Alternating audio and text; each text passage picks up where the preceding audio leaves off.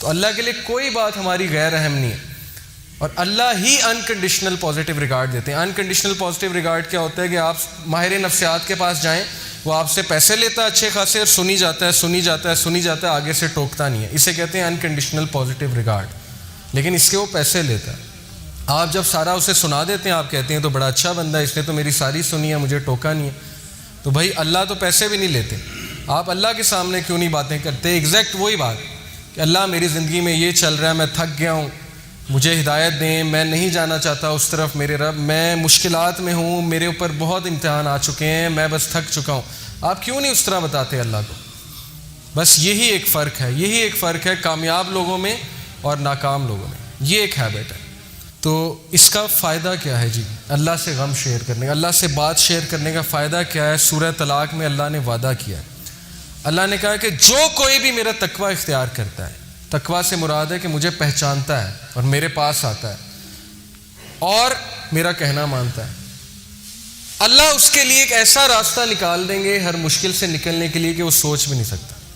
اور اس کی تفسیر حدیث میں آتی ہے کہ جو شخص استغفار کو لازم پکڑ لیتا ہے، اللہ اس کو ہر مشکل سے نکال دیتے ہیں۔ پھر اللہ کہتے ہیں کہ اسے ہم ایسی جگہ سے دیں گے رزق کہ وہ سوچ بھی نہیں سکتا۔ یہ سورہ طلاق میں وعدہ ہے اللہ کا کہ ایک ہم اسے مشکل سے نکال دیں گے، دوسرا ہم اسے ایسی جگہ سے رزق دیں گے کہ وہ سوچ بھی نہیں سکتا۔ ایک واقعہ ہے چھوٹا سا، ڈاکٹر ایان ایک سعودی عرب کے ڈاکٹر ہیں، پاکستانی ڈاکٹر ہیں، بہت بڑے نیورو سرجن ہیں۔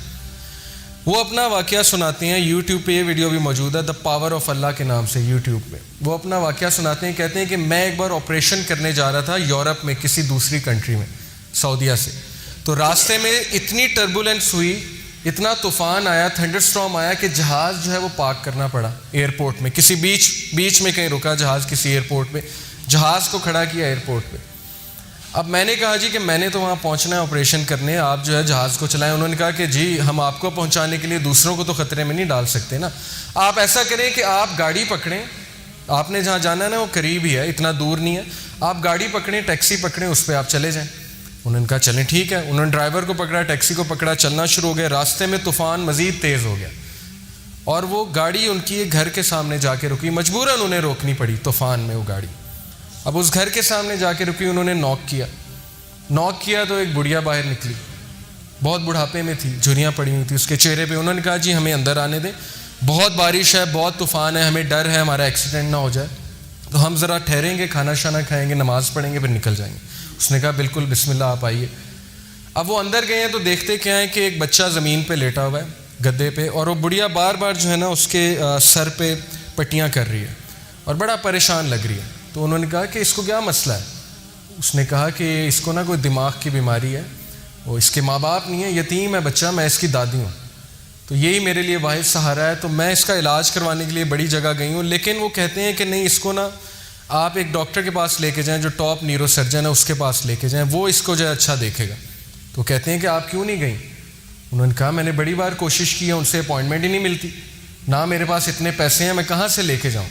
انہوں نے کہا مجھے نام بتائیں، میں بھی ڈاکٹر ہوں، میں اس سے سفارش کروں گا، آپ اتنی اچھی عورت ہیں، آپ نے مجھے یہاں رکنے کی جگہ دی۔ اس نے کہا ڈاکٹر ایان۔ تو وہ کہتے ہیں میں رونے لگ گیا، ڈاکٹر ایان۔ تو وہ رونے لگ گئے اور پھوٹ پڑے۔ تو بڑھیا نے کہا کہ آپ رو کیوں رہے ہیں؟ انہوں نے کہا کہ میں ڈاکٹر ایان ہوں۔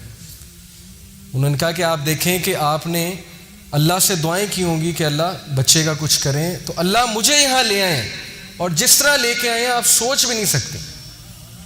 یعنی اللہ کی جو فورسز ہیں نا، اللہ کی جو فوجیں ہیں، اس کا ہم اندازہ بھی نہیں لگا سکتے، لیکن ہم اس سے بالکل غافل ہیں۔ شیطان نے ہمیں اس سے غافل کیا، ہم اللہ سے مدد مانگنے کی بجائے ہم دوسروں کے پاس بھاگتے ہیں۔ تو ایسے بڑے واقعات ہیں، آپ کو سلف کی زندگیوں سے ایسے بڑے واقعات مل جائیں گے جس میں ثابت ہوا کہ اللہ جب اپنی فوجوں کا استعمال کرتا ہے تو پھر اللہ ناممکن کو بھی ممکن بنا دیتا ہے۔ موسیٰ علیہ السلام، آپ سوچیں، دشمن کا بچہ، جو دشمن ہے، دشمن کا بچہ، فرعون سارے بچوں کو قتل کروا رہا ہے کہ کس لیے کہ کل کوئی کھڑا ہو کے میرے خلاف نہ نکل پڑے۔ بنی اسرائیل کے سارے بچے قتل کروا دیے، لیکن اللہ اسی بچے کو اس کے محل میں لا کے پرورش دلوائی جس نے اس کو بڑا ہو کے شکست دینی تھی۔ یہ امپاسبل ہے، ہالی ووڈ بھی اس طرح کی مووی نہیں بنا سکتا، اس طرح کا سین کریٹ نہیں کر سکتا، لیکن اللہ نے کیا، اسی بچے کو اس کے محل میں لے آئے۔ تو اس لیے اللہ کے لیے کچھ امپاسبل نہیں ہے، یہ بات ہمیں پتہ ہونی چاہیے۔ چوتھی ہیبٹ جی، 3 ہیبٹس ہو گئیں کہ اپنا غم اپنی بات اللہ سے شیئر کریں. یہ سکسیسفل لوگوں کی ہیبٹ ہے. چوتھی ہیبٹ ہے never ever ever ever ever ever give up. کبھی ہمت مت ہاریے. اور کس سے سیکھیے؟ انبیاء سے سیکھیے. سب سے ڈپریسنگ سچویشن، اس سے زیادہ ڈپریسنگ سچویشن نہیں ہو سکتی، اس سے زیادہ مایوسی کی سچویشن نہیں ہو سکتی کہ مچھلی کے پیٹ میں اندھیرا، پھر سمندر کی گہرائی کا اندھیرا، اور پھر سمندر کے نیچے جو ہے وہ وہاں پہ اندھیرا. کون تھے یہ نبی؟ یونس علیہ السلام. بندہ کہیں کمرے میں بند ہو جائے تو چلو کھٹکھٹاتا رہے گا، کبھی تو کوئی آواز سنے گا نا. کمرے میں، جنگل میں ہے، کبھی تو کوئی آئے گا نا جنگل میں آ کے دروازہ کھولے گا. اب یہ بتائیں مجھے، مچھلی کے پیٹ میں ایک بندہ ہے اور مچھلی سمندر کی گہرائیوں میں، کون آواز سنے گا؟ کوئی سنے گا؟ کوئی سننے والا ہے؟ صرف کون سننے والا ہے؟ اللہ. تو انہوں نے اس مایوسی کی حالت میں کس کو پکارا؟ اللہ. لا الہ الا انت سبحانک انی کنت من الظالمین. اللہ میں ظالم ہوں، مجھ سے غلطی ہوئی ہے، تو پاک ہے، تو مجھے معاف کر دے.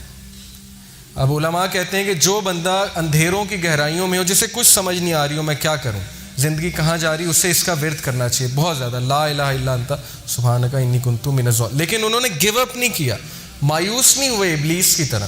ابلیس مایوس ہو گیا، اسی لیے اس کا نام ہے ابلیس، دا ہوپلیس ون. مایوس ہو چکا ہے وہ، ورنہ اصل نام تو اس کا عزازیل ہے. ابلیس کا مطلب ہے مایوس ہو چکا ہے وہ. لیکن انبیاء مایوس نہیں ہوتے تھے. کامیاب بندہ کبھی مایوس نہیں ہوتا، چاہے حالات کیسے مرضی ہوں. کیوں؟ اسے پتہ ہے کہ میں کس کی عبادت کرتا ہوں؟ جس کے ہاتھ میں ہر چیز ہے. اللہ کہتے ہیں کہ دنیا میں کوئی پتا بھی نہیں گرتا، اللہ کو پتہ ہے. پتے کا اللہ کو پتہ ہے کہ پتا کہاں گر رہا ہے. تو آپ کے غم کا اللہ کو نہیں پتہ؟ آپ کی مشکل کا اللہ کو نہیں پتہ؟ کیا خیال ہے؟ پتہ ہے نا. اگر پتا کیا ہے؟ بے جان چیز. اگر پتے کا اللہ کو پتہ ہے کہاں گر رہا ہے، تو آپ کے غم، آپ کے آنسوؤں کو بھی اللہ کا پتہ ہے. لیکن اگر مدد مانگی جائے تب. تو یہ جی ہماری 4تھ ہیبٹ. یہ آپ دیکھیں کچھ لوگ جو ہے وہ بالکل تب گیو اپ کر دیتے ہیں جب بالکل کامیابی ان کے قریب ہو، تب وہ گیو اپ کر جاتے ہیں. تو ایسا ہمیں نہیں بننا. ہمیں چلتے رہنا ہے، دوڑتے رہنا ہے، مشکلات کا مقابلہ کرتے رہنا ہے، کھڑے ہونا ہے، چیلنجز کو فیس کرنا ہے. چونٹی اگر کسی راستے سے گزر رہی ہو اور آپ اس کے سامنے اپنی انگلی رکھ دیں تو وہ آپ کی انگلی اٹھانے کا انتظار نہیں کرے گی، بلکہ اپنا راستہ بدل کر اپنی منزل مقصود کی طرف چل پڑے گی. تو چونٹی سے سیکھنا چاہیے. چاہے اس کے سامنے رکاوٹ آ جائے، وہ اپنے مشن سے نہیں ہٹے گی، اپنے فوکس سے نہیں ہٹے گی. اس نے وہیں جانا ہے. جتنی مرضی رکاوٹیں کھڑی کر دیں اور راستہ بدل کے دوسری طرف چلی جائے گی. یہی اسی طرح مسلمان ہوتا ہے. اب یہ جو آیت ہے اس میں اللہ تعالیٰ انسان کی نیچر بتاتے ہیں، سائیکالوجی بتاتے ہیں، نفسیات انسان کی کیا ہے.